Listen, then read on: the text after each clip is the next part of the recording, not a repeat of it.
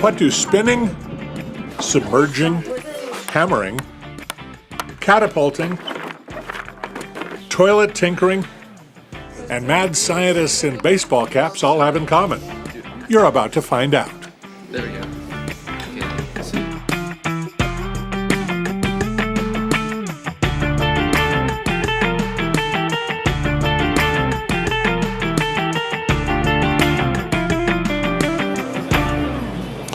These are complicated times. Confusion, change, economic volatility, social disruption, inundation of information. Welcome to Imagining Tomorrow. This is a good news, bad news report about how we're meeting these challenges or not meeting them. And more importantly, how we're educating the next generation to work, to learn, and to lead. We're going to have a big skills gap, and so what we need are kids that understand the importance, understand the technology, and can come in and help backfill all of that leadership and that knowledge that's going to be exiting the industry. I mean, we know that we have a booming economy, and there's incredible opportunities, and a lot of those aren't going to our own students, our own youth. So first, the bad news. Student motivation falls by half between elementary and high school. Teachers understand career-connected learning, but don't get much chance to practice it. And our emphasis on STEM has yet to be really transformative, especially among young women and people of color.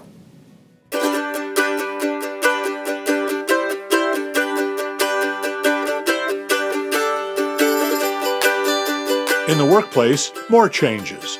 Old careers vanishing, new ones exploding. Remote work in so-called gig economies, computers everywhere, and a game-changing shift from a product-based to a service-based transactive economy.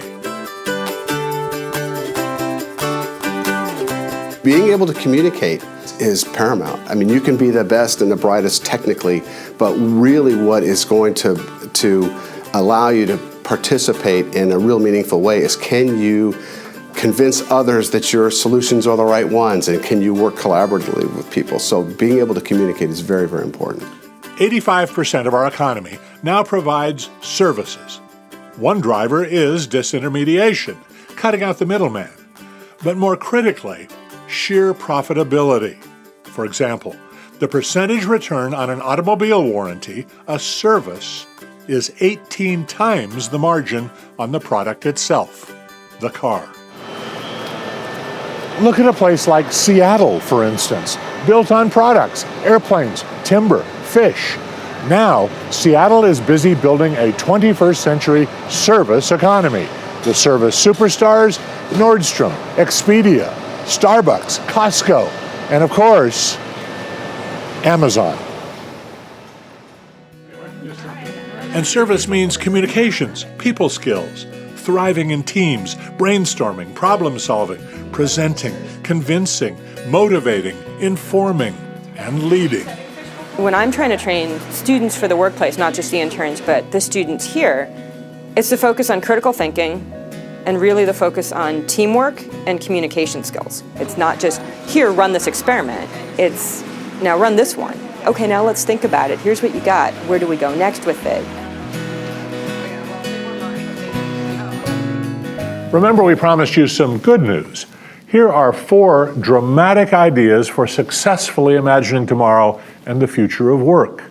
Be forewarned, these are brash, innovative, outside-the-box thinking. Our sources, a couple of hundred visionary teenagers who you'll meet next. First, succeeding by failing. The scientific method, trial and error, outproduces rote learning and acing the test, and yields tested real-world results.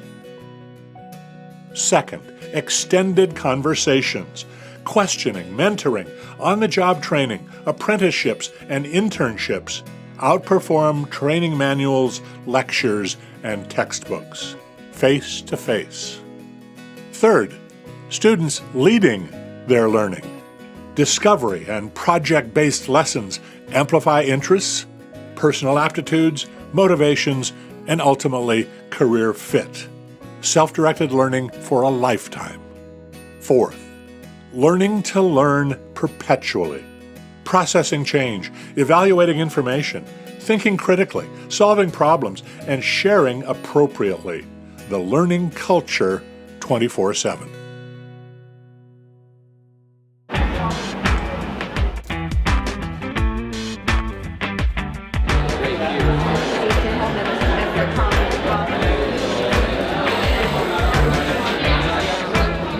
It's a mission, a pilgrimage, a destination. These experiences have helped open your eyes to career opportunities. It's convening, contesting, conquering. These two things, composting and lighting, our school reduced our carbon emissions by 4,000 pounds. It's called Imagine Tomorrow. High school students offering tomorrow's sustainability solutions to today's problems. So the estrogen compounds actually get dumped into rivers and streams. Their subject is STEM, science, technology, engineering, and math. And process it to lay it up in layers. Yeah. That could be very interesting, right? Their subtext is communications. Because a lot of people aren't aware of the impacts that they have as individuals on the environment. At Imagine Tomorrow, there's invention and innovation, of course, but the biggest single skill on display here all weekend is explaining.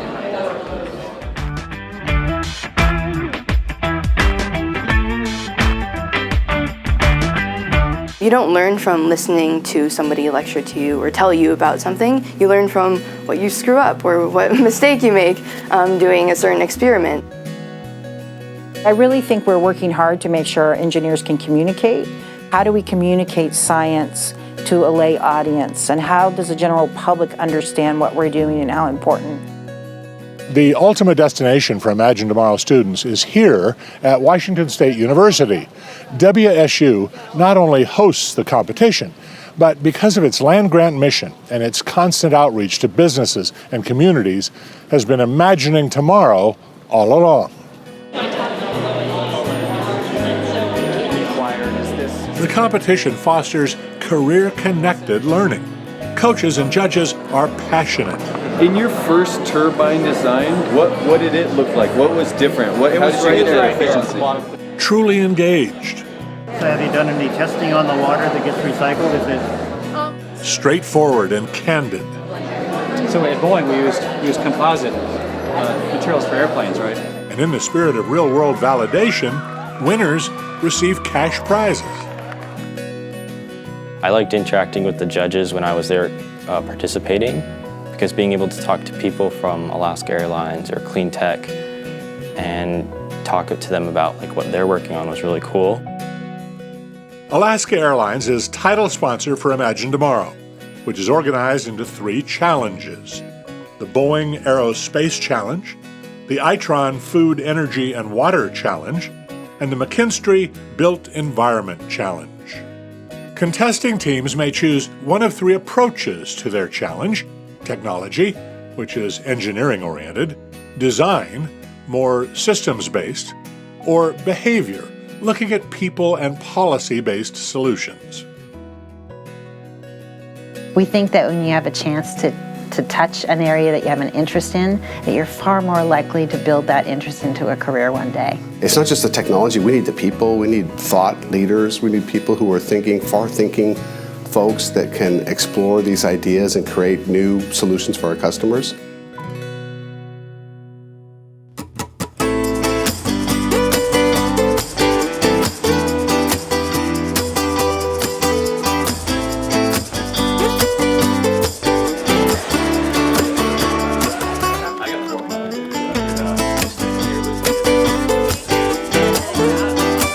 Kim Newman, work for Camas High School as a science teacher in the Math Science Technology program. Imagine Tomorrow is this opportunity to explore ideas that you can actually be a problem solver and provide a solution to some very major societal problems.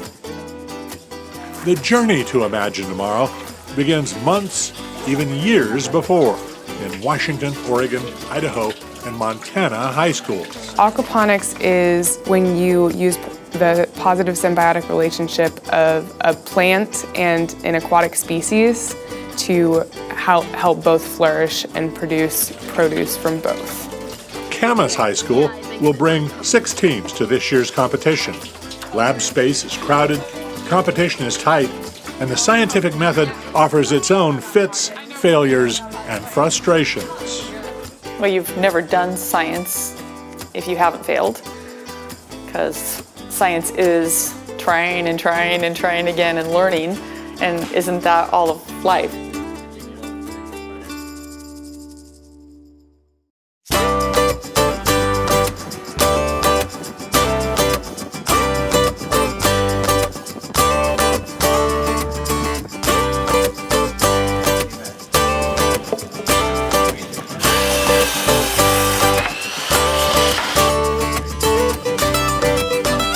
It's not just like a normal classroom where you just go in, the teacher lectures you, they teach you, and then you go and see yourself how it actually works, and it just makes it easier and quicker to learn. At TriTech Skills Center, the whole exceeds the sum of the parts. It's a consortium of 7 school districts focusing expertise, personalized programs, and career connections. It just makes you feel like you can do anything. You can see that you can do the same thing that they're doing, and you can probably go into that field and probably become better than them. TriTech has invaluable connections, extended conversations with colleges, voc-techs, certificate programs, pathways to jobs, apprenticeships, and to imagine tomorrow.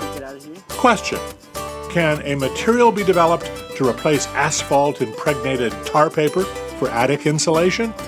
Answer: well, that's still in the data, but coming soon to the competition.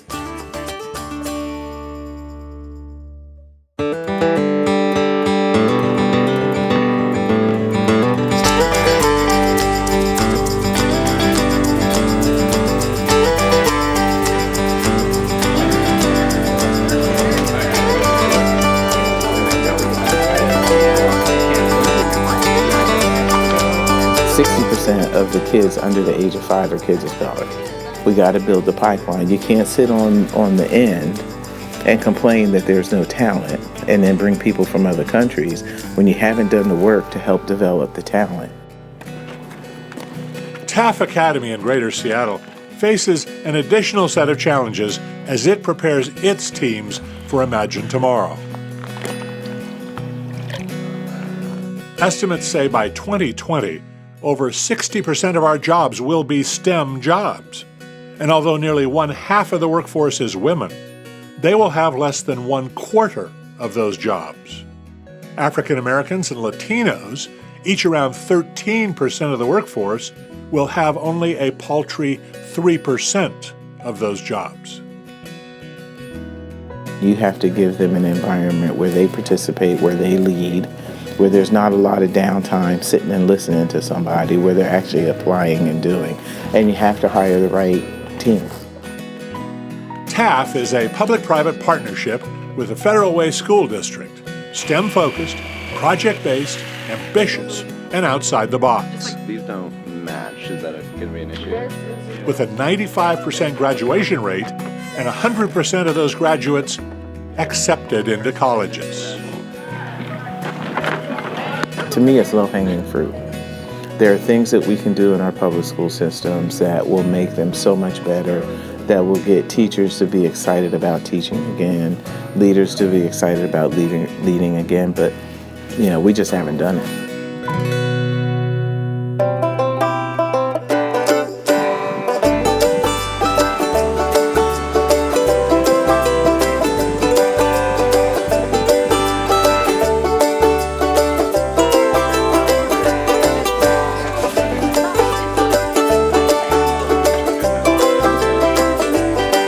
I think with any competition, it's exposure.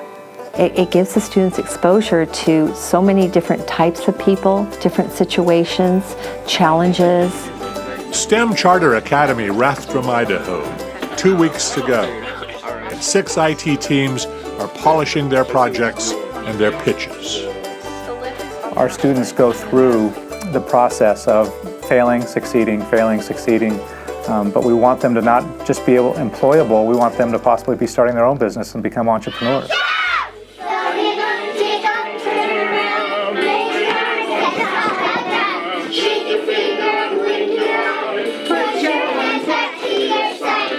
It's all about just the love of learning, and there isn't any complexity about testing, and the social dynamics haven't started to get too tricky, and really they just want to come to school every day and explore something new, and that's what I saw, smiles and happy and singing and just the love of learning. What prompted our visit to STEM Charter Academy was its learning culture, using STEM first and foremost for skill building, then for curiosity, motivation, and excitement.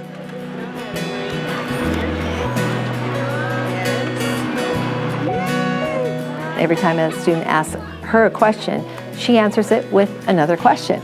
And it goes round and round and round. Before long, nobody's told this child or the student what the answer was. They figured it out. They were led down that path. These kids already understand that it's not in books, it's in skills. And those skills come from learning how to learn.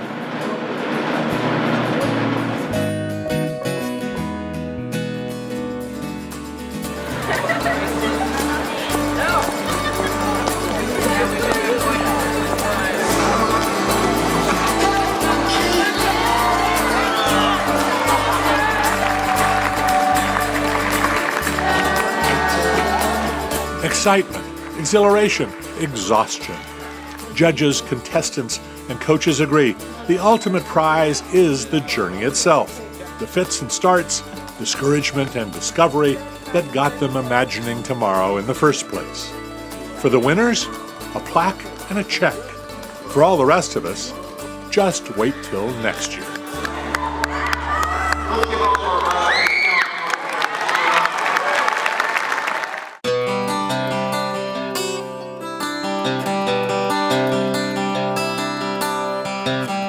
These huge changes in the way we work and the way we learn are changing the way we develop and educate the coming generations. This is no longer an industrial age or even an information age. According to the visionaries and pundits we've been talking to, the 21st century will be the relationship age. Daniel Godo is an Imagine Tomorrow success story. A competition winner, he liked WSU well enough to enroll in its honors program. This computer science class is one more step toward an eventual PhD and research career.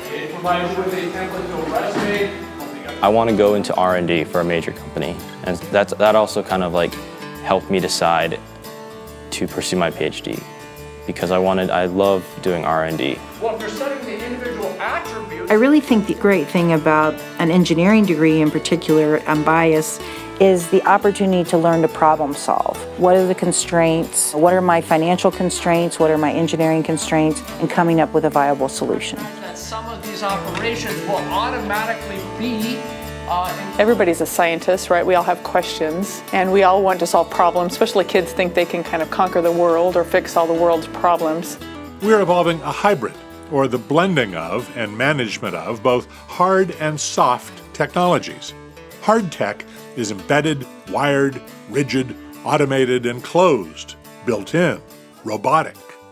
Soft tech is adaptable and, above all, human-mediated and controlled.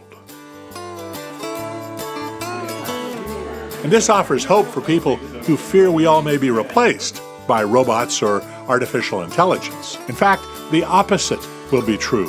Our soft tech skills, oversight, problem solving, evaluating, planning, mediating, organizing, are more indispensable than ever.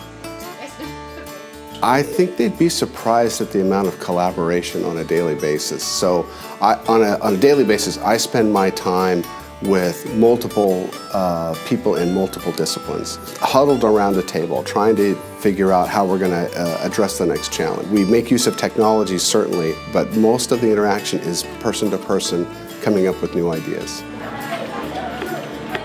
So, what lies ahead?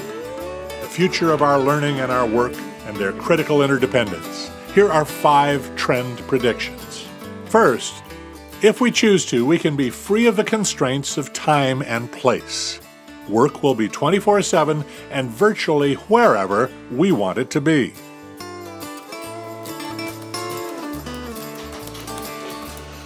They call these ROSE, results-oriented work environments, largely self-managed and independent. Managers and supervisors could be miles or continents away. You're paid by what you do, not where you are or when you do it. Second, many of us will be self-directed learners, but expected to contribute our ideas and commitment to organizations. My view on STEM education is that we shouldn't be deciding what these kids are going to need. We should be listening to the way that they want to live in cities and the way that they want to be educated. And so many of our institutions and many of our communities are going to need to be redesigned based on what the Imagine Tomorrow students are telling us. So that's what's so great about the competition. You're taking right to the next plane. Learning will be more collaborative and career-connected, with closer relationships among educators, trainers, and the private sector, who share the same desired outcomes. I think it's the pace of technology. I think technology is moving so fast that it's hard for our teachers to even keep up with that pace. And so it requires industry to engage and help partner with teachers to provide them with the information and the learning tools that they can access easily to help share with their students and keep that pace going in the school system. There will be a greater emphasis on social justice and equity in both the schoolhouse and the workplace to utilize all available human resources to their utmost potential. We are not a multicultural society as much as we say we are. And so, for instance, when there are openings at companies and they say, well, who do you know? Well, who do I know? I know the people that I relate to. Who do I relate to? The people who look like me.